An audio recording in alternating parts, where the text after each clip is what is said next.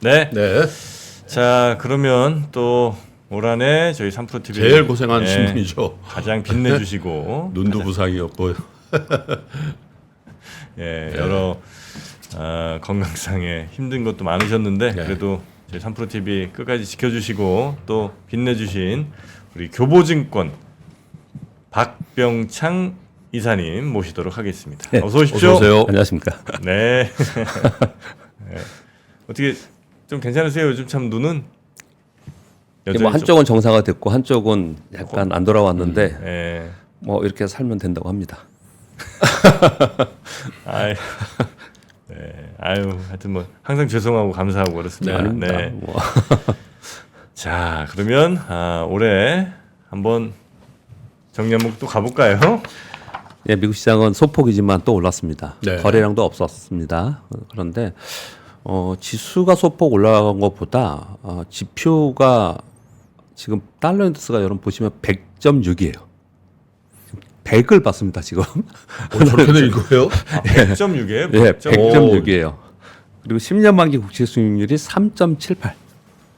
자, 어마어마하게 그동안에 내려오고 있는 상황입니다. 그래서 시장의 기대감이 너무 과하지 않냐 이런 얘기가 좀 나올 수 있는 상황이고 지수는 뭐 나스닥은 이틀인가 3일뿐이 안 빠졌어요. 12월에 뭐 그렇게 계속 강세를 보이고 있는 상황입니다. 지금 패드워치에서 3월 금리 인하 확률을 90%까지 올라가고 있는 그런 상황이에요. 그래서 견조한 상승 지속하고 네. 있다 보시면 될 것 같고 특별한 말씀은 없습니다. 뭐 계속 강세이고 연초 효과가 있고 매년 11월서부터 한 3월까지가 전체적으로 시장이 좀 강세예요. 그 캘린더로 봤을 때 그래서 그런 기대감이 아직 존재해 있다라고 보시면 될 것 같습니다. 네. 미국은 29일까지 장이 열립니다. 우리는 오늘 폐장입니다. 어제 우리 시장은 배당락일이었습니다. 그래서 어저께 자세히 우리 시간이 걸렸지만은 좀 설명을 드렸잖아요. 뭐 예상대로 기관들은 매도를 했고 개인들은 다시 매수로 진입을 했습니다. 이건 예상대로 됐는데 예상과 조금 다른 점은 기관들의 매도가 예년에는 이것보다 훨씬 컸어요. 근데 그 매도 규모가 좀 작더라고요. 어제 금융투자의 순매도가 2,900억 정도였어요. 예전에 한 1조 정도 나왔었습니다. 그래서 이게 시장의 강세에서 좀 천천히 매도를 하려는 의도인지 아니면은 매도는 나왔고 차익 매도는 나왔지만 또 다른 쪽에 매수가 들어와서 순매매로 우리는 보니까 이런 현상이 나타난지는 뭐 어느 쪽인지는 정확하진 않지만 금융투자의 매도가 상대적으로 좀 작았다 이렇게 이게 좀 하나의 특징이었습니다. 그리고 개인들이 다시 매수 들어오면서 2차 전지 섹터 강세를 보였고요. 반도체와 제약바이오 등 개별 종목의 매수가 유입되면서 그동안에 좀 눌려 있었던 개별 종목들이 좀 올라가는 모습을 나타냈습니다. 그러다 보니까 코스닥은 1.3% 오른 반면에 코스피는 0.42%죠. 이게 이제 배당 관련 차익 거래 때문에 이런 현상이 나타났다고 보시면 될 것 같고 미국 시장이 워낙 강세이고 어제 삼성전자가 78,000원에 마감했습니다. 73,600원이 6개월의 박스권이라고 요거 돌파 가능성에 대해서 말씀을 좀 드렸고요. 78,000원까지 올라가면서 전체적으로 시장을 견인하는 또는 뒷받침하는 그런 역할을 했다라고 보시면 될 것 같습니다. 그래서 어제 배당락 후 상승으로 봤을 때는 상당히 견조했고요. 그리고 배당락 끝나고 나서 개인들이 다시 들어오면서 중소형주 눌렸던 것들이 올라오기 시작을 했다. 이렇게 보시면 될 것 같습니다. 오늘 조금 빨리 저도 진행을 하겠습니다. 네. 오늘 우리 시장은 폐장이고요. 미국에 대해서 말씀을 드렸고 일단 제가 오늘 수급을 한번 봤어요. 봤더니 올해 어제까지 올해 전체 수급을 봤더니 좀 특징이 좀 있어서 말씀 좀 드릴게요. 개인들이 12조 원을 팔았습니다.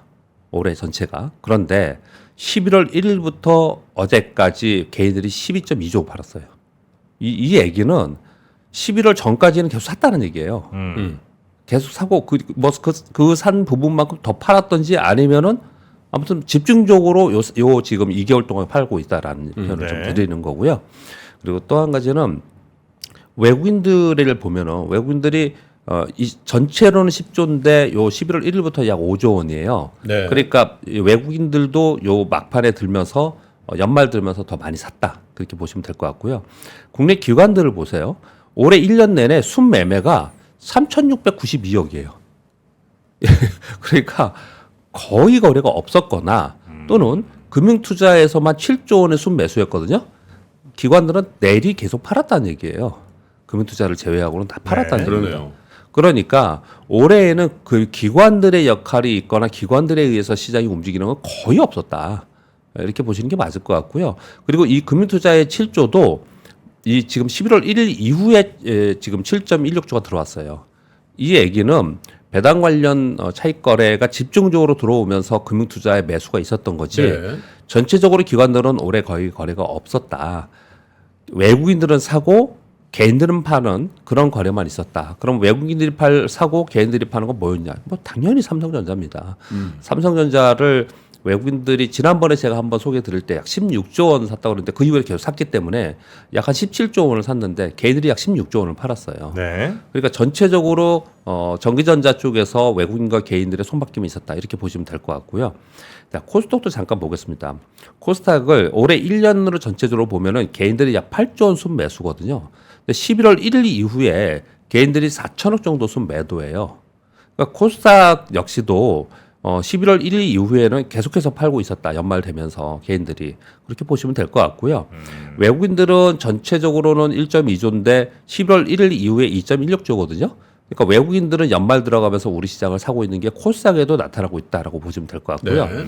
코스닥의 기관들을 보시면 5.3조의 순매도예요. 11월 1일부터는 1조 매도고. 이걸 보면은 기관들은 전체적인 시장의 영향력이 없었을 뿐더러 코스닥은 계속 팔았어요. 그러네요. 근데 국내 기관들이 우리 시장에서는 진짜 올해만으로 봤을 때는 뭐 아무 역할은 없었습니다. 시장 영향이 하나도 없었던 거예요. 그냥 상반기에 개인들이 사면서 코스닥이 올랐던 부분, 그리고 상반기 지나면서 하반기 들면서 외국인들이 코스피를 집중적으로 사면서 시장이 좀 안정화되고 그 사이에 개인들이 팔았다. 이런 특징이 좀 보이고 있어요. 네. 그래서 과거의 경험치로 보면 이건 뭐 그냥 그렇다는 걸 이제 지나간 일이고, 과거의 경험치로 봤을 때 기대가 좀 되는 점은 물론 온갖 악재들이 많기는 하지만 장기적인 패턴으로 봤을 때는 외국인들이 밑에서 싸게 사고 그다음에 올라가면서 기관이 사고 메뉴에서 개인이 사고 이게 반복적으로 패턴이 좀 있었거든요. 근데 지금 우리 개인 투자들은 굉장히 현명해졌잖아요. 과거에 우리 개인 투자가 아니거든요. 근데 그런 예전에 있었던 그 패턴을 또 다시 가는 게 아닌가 하는 그런 우려가 좀 되는 수급이 올해 좀 있었다. 이렇게 좀 보여집니다. 근데 이제 저게 다 플러스 마이너스 해서 이제 결과적으로 저렇게 나온 순매매, 거잖아요. 예, 순매매입니다. 예. 그러니까 예를 들어서 막 한 10조씩 막 사다가 예, 또 예. 10조씩 막 팔다가 네네. 이렇게 해서 시장에 많이 그럼 영향을 영향- 줬을 수는 있는데 예, 플러스 그렇습니다. 마이너스 해보니 그냥 예, 예. 제로 정도 뭐 이렇게 되면 이제 예, 영향 네. 없는 것처럼 보이나 네, 맞습니다. 실제로 어떤 구간에서는 그럴 수 있죠. 구간에서는 그럴 수 있는 거죠. 그래서 네. 제가 이거 나눠서 11월 1일부터 나눠서 네네. 말씀을 드린 거예요. 어떤 시기에 어떤 영향을 좀 줬나 이런 말씀을 좀 드리고 있는 겁니다. 뭐 그 정도 오늘 뭐 마지막 날이라서 네. 이런 말씀 좀 드리겠고요. 그리고 오늘은 뭐 뉴스보다도 이런 말씀 좀 드릴게요. 1월 달에 뭐 자 1월 2일 날 우리 1월 1일 날 휴장인 거면 당연히 다 아실 거고. 네. 1월 2일 날 우리 시장 개장은 10시부터 합니다. 그리고 마감 시간은 15시 30분에 똑같고요. 그리고 1월 달에 유로유란 주요 뭐 지표들이 나오고 뉴스들이 좀 있는데 1월에 중요하게 생각하는 거는 요 한 주보다도 그 다음에 나오는 그 캘린더 데이를 보면서 캘린더를 보면서 일정을 좀 맞춰가야 돼요. 이걸 일정 매매라고 해요. 그 JP 모건 헬스케어 컨퍼런스가 8일부터 11일 있고요. 요거 지금 몇 주 동안 제가 말씀을 드리고 있잖아요. CES가 9일부터 12일 있습니다. 여기에 관련된 종목들이 지금 현재 움직이고 있는 그런 상황이고요. 그리고 우리 뭐 CPI 있고 금통이 있고 그런데 FMC 회의는 31일 날 있습니다. 그러니까 한참 뒤에 있지 않습니까? 그래서 사실은 이거보다는 연초에는 이벤트에 의해서 종목별 움직임이 좀 나타나다가 그리고 월 초에는요. 그리고 월 중후반 들어가면서 FMC 회의 얘기가 거론이 되고 그리고 4분기 실적과 5분기 실적 시즌에 다시 들어가면서 실적 얘기를 하겠죠. 그런 흐름을 좀 보시면 되지 않을까라고 생각합니다. 네. 지금 궁금하신 거 하나, 그 뉴스가 하나 나왔길래, 그러니까 보고서가 하나 있길래 말씀 좀 드릴게요. S&P 500이 지금 이제 다우는 사상 최고가 쳤고, S&P 500이 사상 최고가 바로 네. 밑에 있습니다. 그냥 사상 최고가로 봐야 되지 않을까 이 정도까지 왔으면. 근데 이렇게 강세를 보인 후에 시장이 어땠냐라는 패턴을 과거 데이터를 갖고 마커레처에서 보고서가 하나 나온 게 있더라고요. 네.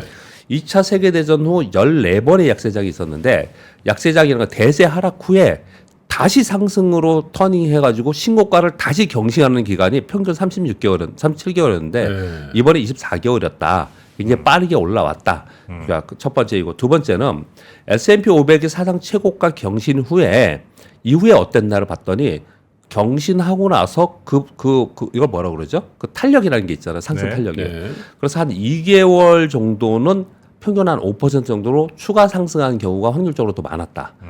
그리고 나서 꺾이기 시작을 해서 평균 한 8% 정도 하락을 했다라는 거예요. 요걸 종합해 보면 어떻게 결론 지을 수 있냐면 최고가 경신 후에 추가 상승이 나타나는데 그것은 단기 상승일 확률이 되게 높고 그리고 나서 다시 하락을 하는데 다시 하락할 때 대세 하락이 아닌 조정의 하락일 확률이 훨씬 더 높았다. 이렇게 보는 거예요. 그런데 이번에는 날짜가 구간이 지금 이만큼 올라왔는데 신고지수까지 와 있는 상황에서 지금 이제 12월 끝나고 1월, 2월, 3월 이렇게 지나가잖아요. 1년 중에 수익률이 가장 높은 구간이 11월부터 4월입니다. 이건 평균적으로 이게 모두 다 그래서 연초 효과에 대한 기대 뭐 이런 것들이 있는 거잖아요. 네. 이런 것들을 전체적으로 봤을 때 지금 S&P 500이 여기서 바로 꺾이지 않고 좀 더 갈 수 있겠구나는 기대치가 있으니까 미국이 저렇게 강세를 계속 보이는 예. 거예요.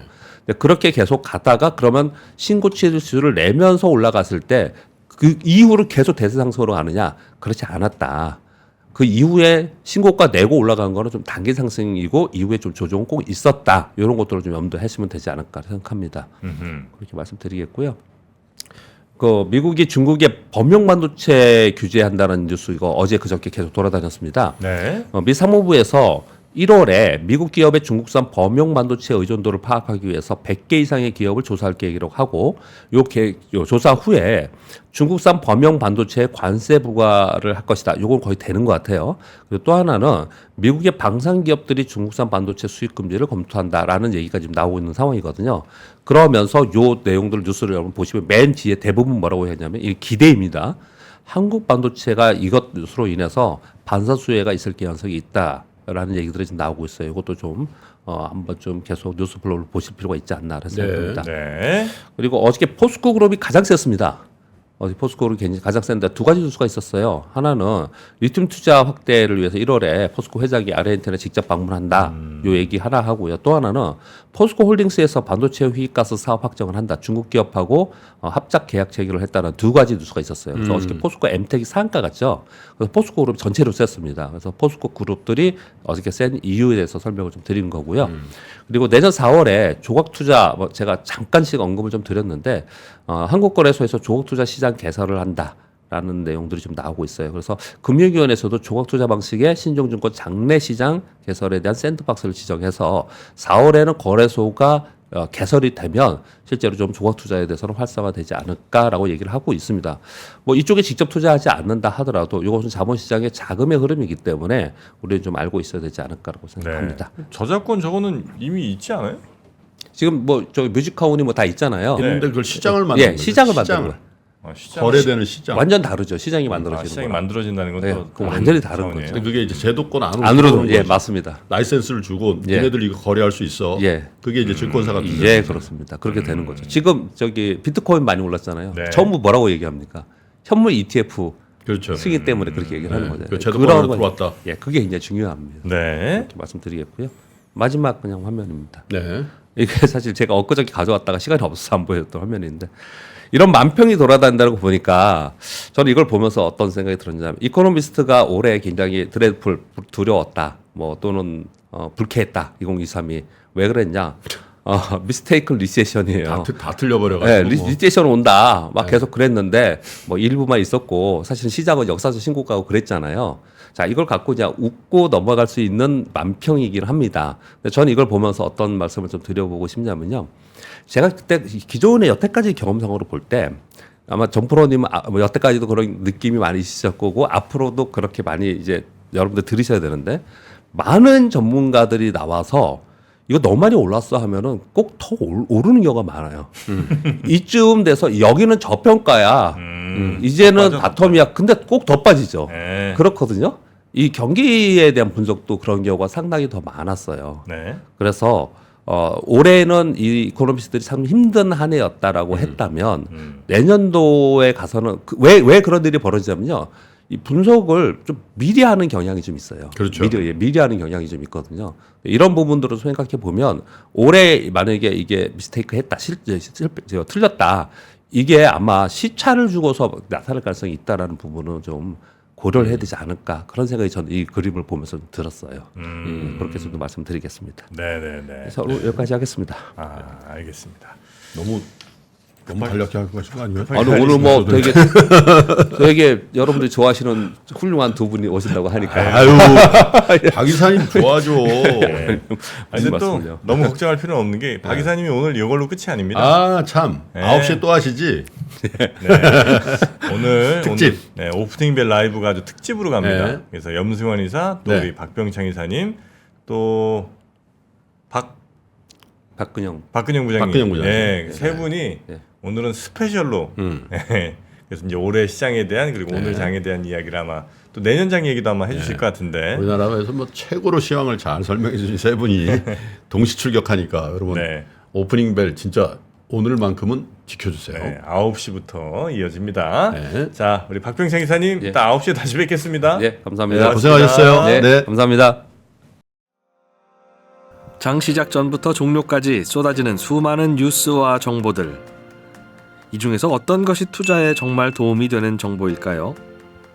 3프로의 증시 셔터맨 박근영 마스터가 직접 정보를 선별하고 투자의 힌트를 드립니다. 시간도 아끼고 투자 아이디어도 얻는 시간, 박근영 부장의 마켓 힌트와 함께 하세요. 자세한 사항은 3프로 TV 앱과 홈페이지를 확인하세요.